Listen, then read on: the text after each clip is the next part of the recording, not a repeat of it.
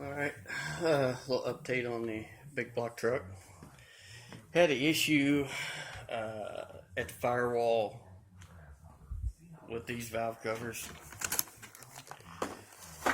because they come all the way to the outside of this gasket surface. I just having interference issues with my throttle cable where it comes through the firewall, even raising it. So I pulled those off, put the old aluminum stent valve covers back on it. Did get the master cylinder and the 7-inch dual diaphragm booster, new aluminum master cylinder. I know it's chrome, but hey, it was the same price as a regular, so why not get the bling? Used copper line for this one. It was easier to form by hand. Got the other line run.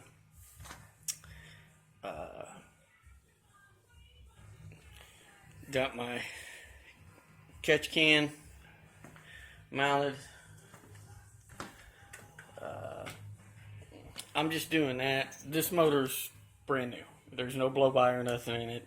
You know, it's a solid 10-to-1 big block, but I don't want any mess on the valve cover, so I just fitting O'Reilly's. I didn't mean to flip you guys off.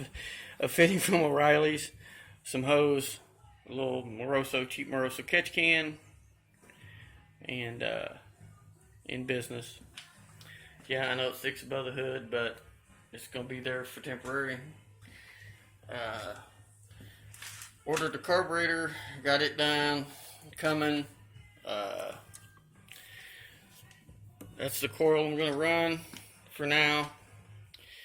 All of this is coming off with the hose barbs and the hose clamped. I've got all new AN-6 AN fittings and all new fuel line to come from the tank cell to the pump to the regulator, and then I got a line to come out of here that I'm going to use for the nitrous fuel supply line. I'm going to run out of this side of the regulator for it. Pretty much it's it. Come out. I took the DA, took the lettering off the doors, and kind of half-assed took a block and went over it with some 220. See, I've got some high spots I'm going to have to deal with in the door there. Basically, at this point, it's just waiting on parts. I've got the red truck done. Pulled everything out. Where I hit this, I went in, put a bar up through there, or actually a wooden broom handle up inside there, and pushed it out the best I could. Took a little glass reinforced filler. I'm going to hit it. There's one more low spot right here I want to hit. I've got a little more work to do right here on this, where it had the dinks, where the damn garage door actually come down and hit the roof on it way back, and I just now I'm going to fix it. But I went across it, pushed them up as well, and tried to shrink them a little bit with some dry ice before I tried to fill them. But we're going to start working on this and getting it ready to go and get it painted. I'm going to get away from the green altogether. I was going to do two-tone green, black, or maybe a green and gray gunmetal, but I found a GM metallic dark gray that I like. I can't think top of my head what the name of it is, but it's a GM color. It's a 2010 GM color, so but that's what color I'm going to paint the whole truck. So we're just going to leave it one color. Pretty much back here ain't done nothing. It's the first attention this truck's got in a while. I'm going to get in there, blow all the floorboard out. I got a couple places I've got to weld some patch panels, like where the went here. I know that just looks hideous, but you know what? I'm not real worried about what the firewall looks like. I really ain't at this point. I might get in here with some semi-gloss like engine enamel and touch this all up, but it's so damn hard keeping everything, you know, on the chassis. Firewall, might hit it with some Scotch-Brite, tape some shit off and touch it up, but waiting on the carburetor for it. It's getting a 1050 Proform, not a Dominator, just regular 1050. I am going to switch it over to an electric water pump. It's got a flow cooler on it now, high volume. It's getting changed out. Got new brake pads, new calipers, and all for the front. To do on it yet, everything on the back's already been replaced as far as the brakes go. That's pretty much it on this truck. The red truck, I got the ignition box on. I got a bad one in Summit. They sent me another one. The one that was bad had no tack output, and the 12-volt ignition wire, you put power into it, but there was no signal coming out to the distributor. So, and both this motor, and I put a new distributor.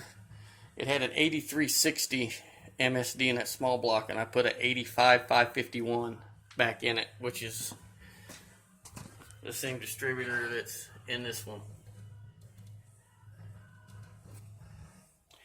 And I just running a street firebox on it. You know, it works. You know, this is just a 10-to-1 93 octane motor, so it's nothing special.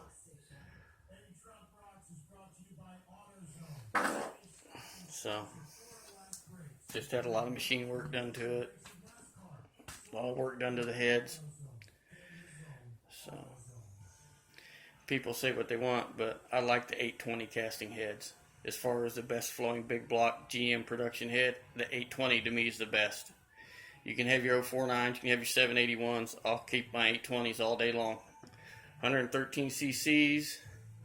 They flow better. So, and these have been worked over a little bit. But the upside of going back to these, though, is I don't have to change my alternator bracket again. So, but that's all that's been going on with this truck. This place is an absolute disaster. But it's been cold, and I really didn't care. Pulled the motor out of the El Camino.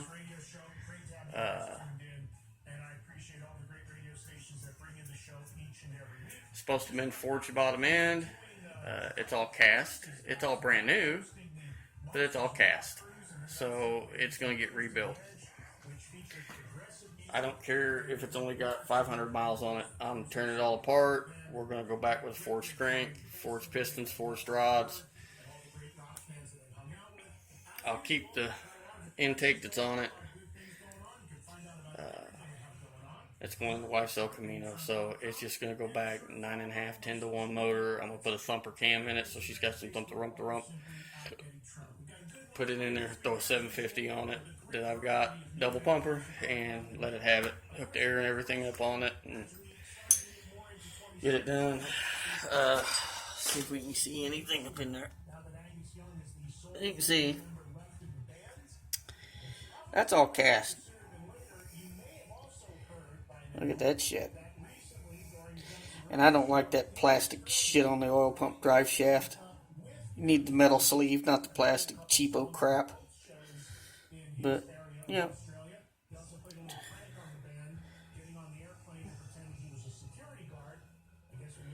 As you can see, though, it ain't got but about 500 miles on the whole motor. But it's still going to get pulled apart. So, anyway, that's all that's been going on.